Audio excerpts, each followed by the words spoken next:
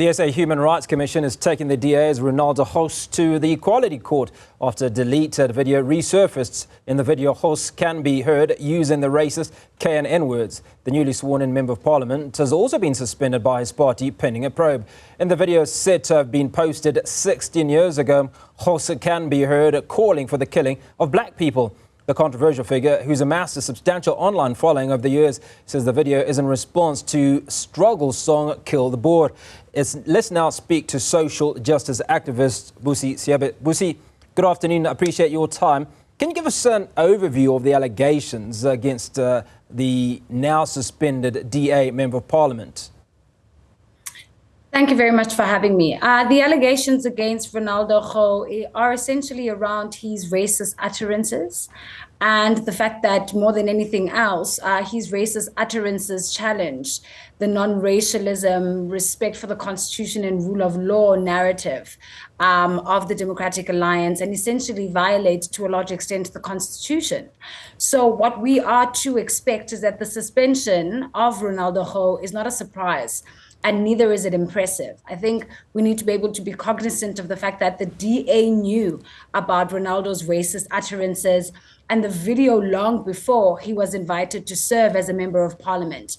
And they were okay with it. As a matter of fact, the problem is that we South Africans found out about it, which threatens the DA's non-racialism, respect for Constitution, and rule of law false narrative.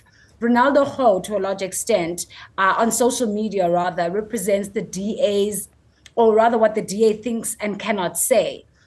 Except for, John Steenhuisen and Helen Zille, they do have some wacky utterances at times. But if South Africans want to know where the Democratic Alliance stands and what they stand for, then they have to listen to Renaldo. We need to be able to remember that he uses his social media platform, for essentially creating a safe space for racists and pushing propaganda. And he also promotes the voices of certain groups like AfriForum, like the Institute of Race Relations, and like the people in the DA, like Helen Zille and John Steenhuisen. And this is essentially what he's been taken to the Human Rights Commission is prosecuting him for, to a large extent, what his utterances on social media, which represent a particular demographic.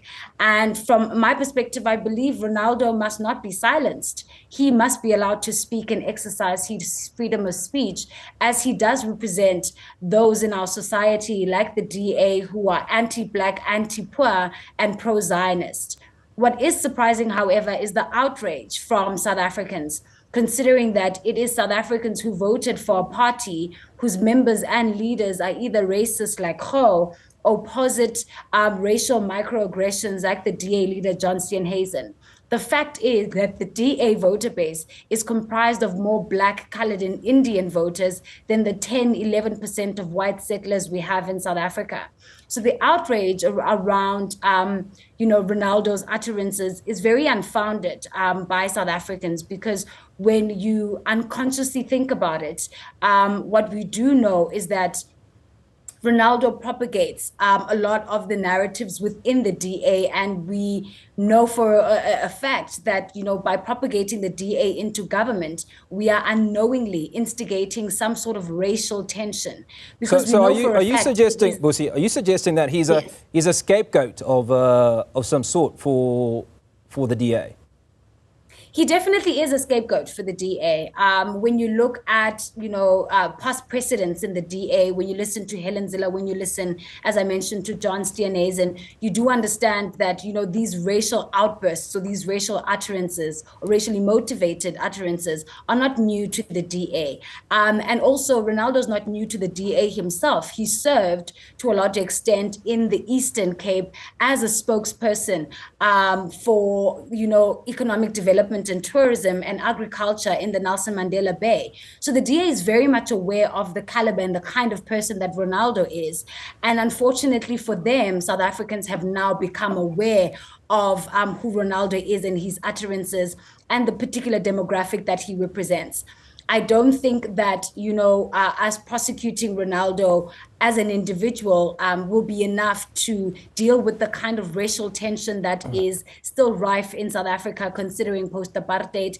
And also we need to understand that when you look at the DA's formulation, we need to be able to look at the unsavory roots in its decision to merge with the New National Party in 2000, which was the party of apartheid, not a party that was, systematic in fighting against apartheid. It's not a party that supported, liberation struggle fighters. It was a party that invented and enforced apartheid for decades. And the DA's merger with the party behind the Group Areas Act, Sharpeville, forced removals, and the treason trial, to name just a few, is a vastly and glorious achievement.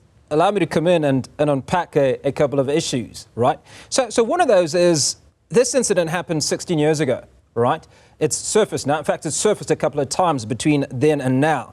So it was largely hidden, which may account why many people would have voted for the DA, where he would have gotten support because they weren't aware of it. So why wasn't he held to account 16 years ago is the first question.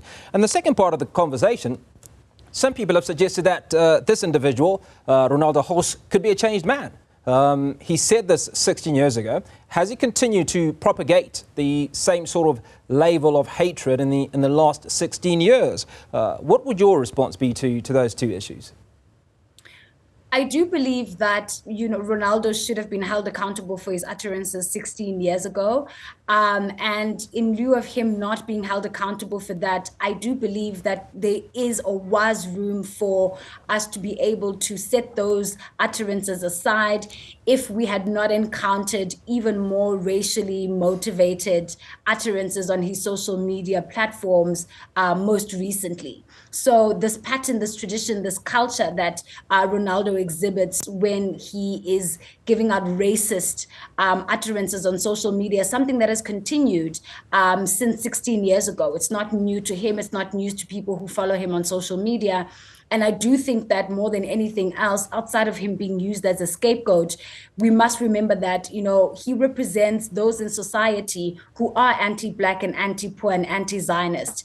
And those particular individuals and that grouping as well is a grouping that is not likely to change who they are or their narrative. I mean, Renaldo is around 41 years old, so he has spent some time in the apartheid dispensation, and he has been indoctrinated in the way that he has been indoctrinated, and he's been taught in the way that he has. And we cannot take away his upbringing or his beliefs from him. And I do believe that his utterances are just a mere reflection, a fragment of his true feelings and emotions towards not only democratic South Africa, but towards Black people, to be more specific. And I think we need to be able to be aware of the fact that he may not have changed. And even if he had changed, he needs to be able to be held accountable for his actions and his utterances. There must be consequences for his actions. Well, speaking of consequences, how does the South African Human Rights Council decide which cases to pursue in the Equality Court, and what outcomes are they seeking in this particular case? I do believe that the South African Human Rights Commission is very selective when it comes to, what kind of cases that they try, because there are many people in South Africa, Black and white, who have to a large extent violated the Constitution in various ways.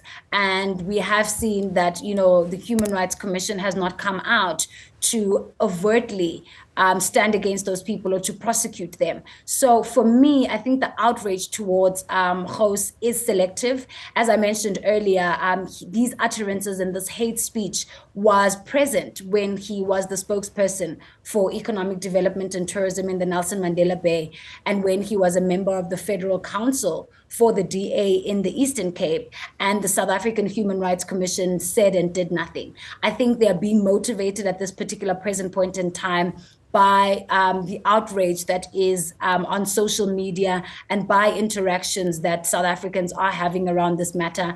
I mean, political parties who are now part of the government of national unity. But Busi, to be fair, 16 years ago, he was not the same profile individual that he is now, right?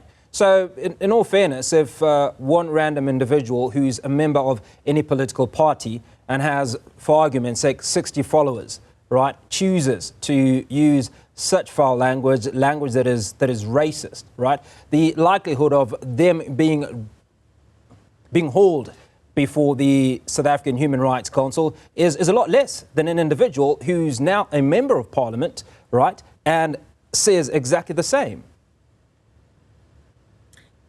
I would be inclined to believe that if the South African Human Rights Commission had not, to a large extent, also prosecuted individuals that did not have this a similar standing and profile as Ho. We have seen individuals in their private capacity who don't have a large social media following being prosecuted by the Human Rights Commission. I think one of the cases that comes to mind at the moment was one that was propagated by Mandisa Mashego, who used to be the former chairperson of the EFF in Gauteng, in relation to a man who was overseas on holiday and made a video that he sent to only family and friends that went viral, that was that had racist utterances in it. And on his return back to South Africa, the Human Rights Commission was on top of him and prosecuting him. So I don't think it's relatively just about the kind of position an individual holds in society, but it is to a large extent about, how it relates back to society and the ripple effect that it has on the racial tensions within South Africa, especially now going into this government of national unity. We can't afford to have any kind of distractions around racism, considering the kind of coalitions that we're seeing in government and the kind of representation that is coming therein. So I do believe that the Human Rights Commission being propagated by social media, being propagated by South African citizens who are saying that Ho is unworthy to represent them in parliament, they're also being propagated by political parties that are part of the GNU, who are also saying that they don't want to be in partnership with an organization or a political party that protects racists, because to a large extent, it also relates back to them in that they are also racist apologists. So this particular matter is very interesting, considering the outcome not only of the elections, but also considering the possible future of South Africa and the role that racial tensions play therein in the kind of politics that we not only engage in, but the kind of society that we're trying to create. So I do believe that Ho must be held accountable for his actions. I mean, this is a man who came out recently with an apology, and in his apology, he does not take accountability for his utterances, but rather he prescribes Panado to South Africans for their chest pains. That is someone who is unapologetic. That is someone who doesn't regret what he said. And that is someone who will continue to exacerbate these racist, anti-Black and pro-Zionist ideals that he has been on his social media platforms.